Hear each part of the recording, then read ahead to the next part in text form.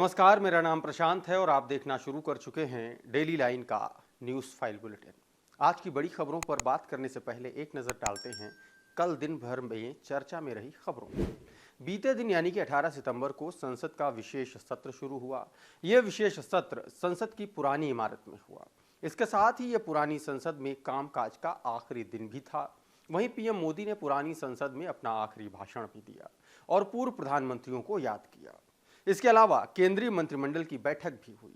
Supreme court में शिवसेना गुट के 16 विधायकों की अयोग्यता पर कल सुनवाई भी हुई। और अब बात करते हैं आज की बड़ी खबरों पर। संसद के विशेष सत्र का आज दूसरा दिन है। आज से संसद की कार्यवाही नए संसद भवन में आयोजित की जाएगी। प्रधानमंत्री नरेंद्र मोदी संविधान की प्रति लेकर नए संसद भवन में प्रवेश करेंगे। इस दौरान पूर्व प्रधानमंत्री मनमोहन सिंह भी नए भवन के सेंट्रल हॉल में अपना संबोधन देंगे। क्यों अहम है यह खबर, यह भी बताते हैं। केंद्र सरकार के बुलाए गए संसद के 5 दिवसीय विशेष सत्र का आगाज पीएम मोदी के संबोधन के साथ हुआ। पीएम मोदी ने G20 से भारत की साख को मिली मजबूती का जिक्र किया। इस सत्र में सरकार 8 बिल पेश करने वाली है, जिसको लेकर संसदीय बुलेटिन में जानकारी भी दी गई। हालांकि विपक्ष ने एक बार फिर से इस पर हंगामा किया। और अब बात करते हैं आज की अगली बड़ी खबर की। संसद के विशेष सत्र के बीच कैबिनेट की अहम बैठक कल हुई। इस बैठक में मोदी कैबिनेट ने महिला आरक्षण बिल को मंजूरी दे दी है। यह बिल पिछले 27 साल से लटका हुआ था। इस मंजूरी के बाद महिला आरक्षण बिल को लेकर लोकसभा में पेश किया जाएगा। इसके बाद इस बात की चर्चा तेज हो गई कि सरकार विशेष सत्र में महिला आरक्षण बिल पेश कर सकती है। अब आपको बताते हैं कि यह खबर आपके लिए जरूरी क्यों है। दरअसल महिला आरक्षण विधेयक में लोकसभा और राज्य विधानसभाओं में महिलाओं के लिए 33% सीटें आरक्षित करने का प्रस्ताव है। विधेयक में 33% कोटा के भीतर SC, ST और एंग्लो इंडियन के लिए भी उप आरक्षण का प्रस्ताव है। इस बिल में प्रस्ताव है कि लोकसभा के हर चुनाव के बाद आरक्षित सीटों को रोटेट किया जाना चाहिए। आरक्षित सीटें राज्य या केंद्र शासित प्रदेश के विभिन्न निर्वाचन क्षेत्रों में रोटेशन के जरिए आवंटित की जाएंगी। इस संशोधन अधिनियम के लागू होने के 15 साल बाद महिलाओं के लिए सीटों का आरक्षण समाप्त हो जाएगा। आंकड़ों के मुताबिक लोकसभा में महिला सांसदों की संख्या 15% से कम है, जबकि राज्य विधानसभाओं में उनका प्रतिनिधित्व 10% से भी कम है। इस मुद्दे पर आखिरी बार कदम 2010 में उठाया गया, जब राज्यसभा ने हंगामे के बीच बिल पास कर दिया था, लेकिन कड़े विरोध के बाद यह विधेयक रद्द हो गया और लोकसभा में पारित नहीं हो सका था। और अब बात करते हैं आज की तीसरी बड़ी खबर की। हैदराबाद में हुई कांग्रेस वर्किंग कमेटी की बैठक में पार्टी नेताओं ने हाईकमान से मांग की है कि इंडिया गठबंधन के सहयोगियों के साथ सीट शेयरिंग पर चर्चा इस साल होने वाले 5 राज्यों के विधानसभा चुनाव के बाद की जाए। यह मांग उन नेताओं ने की है जिनके राज्य में कांग्रेस का सीधा मुकाबला इंडिया गठबंधन की दूसरी पार्टियों से है। अब आपको बताते हैं कि यह खबर आपके लिए जरूरी क्यों है, अहम क्यों है। दरअसल राजस्थान, मध्य प्रदेश, छत्तीसगढ़, तेलंगाना और मिजोरम में इसी साल के आखिर में चुनाव होने हैं। कई कांग्रेस नेताओं को भरोसा है कि पार्टी 5 राज्यों के विधानसभा चुनाव में अच्छा प्रदर्शन करेगी, जिससे वो सीट शेयरिंग के दौरान मजबूत स्थिति में रहेंगे। हालांकि अखिलेश और केजरीवाल चाहते हैं कि सितंबर अंत तक सीट शेयरिंग पर सहमति बन जाए।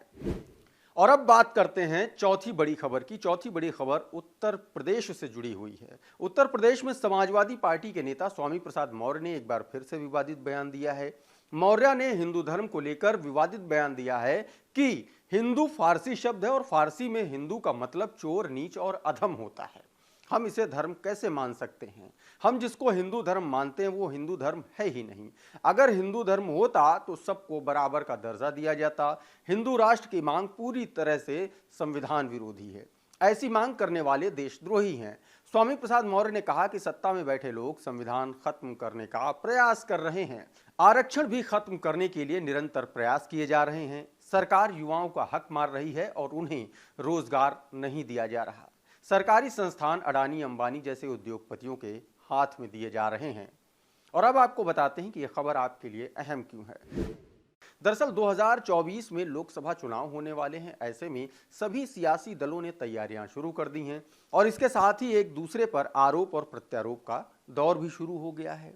गौरतलब है कि पिछले काफी दिनों से हिंदू धर्म को लेकर के लगातार बयानबाजी हो रही है और उसी की परिणति में यह माना जा रहा है कि स्वामी प्रसाद मौर्य ने यह बयान दिया है। अब बात करते हैं आज की अगली बड़ी खबर की।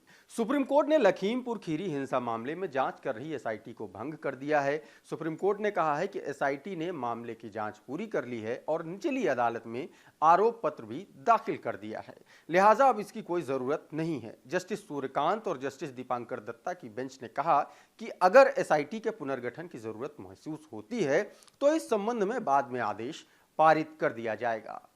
चलिए आपको बताते हैं कि यह खबर आपके लिए जरूरी क्यों है। दरअसल यह मामला जो है वो 3 अक्टूबर 2021 को हुई हिंसा से जुड़ा हुआ है, जिसमें लखीमपुर खीरी जिले के तिकुनिया में 4 किसानों समेत 8 लोगों की मौत हो गई थी। इस मामले को लेकर किसान संगठन यूपी सरकार पर भड़क गए थे और सरकार का कड़ा विरोध किया था, जिसके बाद दबाव में आकर यूपी पुलिस ने आशीष मिश्रा को अरेस्ट किया था। ये वही आशीष मिश्रा हैं जो केंद्र सरकार के मंत्री अजय मिश्रा टेनी के बेटे हैं। हालांकि बाद में आशीष मिश्रा को जमानत दे दी गई थी, लेकिन बवाल बढ़ा तो फिर से जमानत रद्द करनी पड़ी। फिर यह केस सुप्रीम कोर्ट के पास पहुंचा। सुप्रीम कोर्ट ने रिटायर्ड जस्टिस को एसआईटी की जांच की निगरानी करने के लिए कहा था और उसी एसआईटी जांच की निगरानी करने वाली जो समिति थी उसको अब सुप्रीम कोर्ट ने भंग कर दिया है। और अब बात करते हैं आज की अगली बड़ी खबर की। अगली बड़ी खबर जुड़ी है इसरो से। इसरो का आदित्य L1 स्पेसक्राफ्ट पृथ्वी की ऑर्बिट से L1 पॉइंट की ओर निकल चुका है। इसरो ने देर रात स्पेसक्राफ्ट को ट्रांस लैग्रेंजियन पॉइंट 1 में इंसर्ट किया। इसके लिए यान के थ्रस्टर कुछ देर के लिए फायर किए गए। इसे करीब 110 दिन में L1 पॉइंट के करीब ऑर्बिट में स्थापित किया जाएगा। यह खबर आपके लिए अहम क्यों है यह भी बता दें। आदित्य सूर्य की स्टडी करेगा। ये जनवरी में 15 लाख किलोमीटर दूर लैग्रेंज पॉइंट 1 तक पहुंचेगा। ये दूरी धरती और सूर्य के बीच की दूरी का महज 1% है।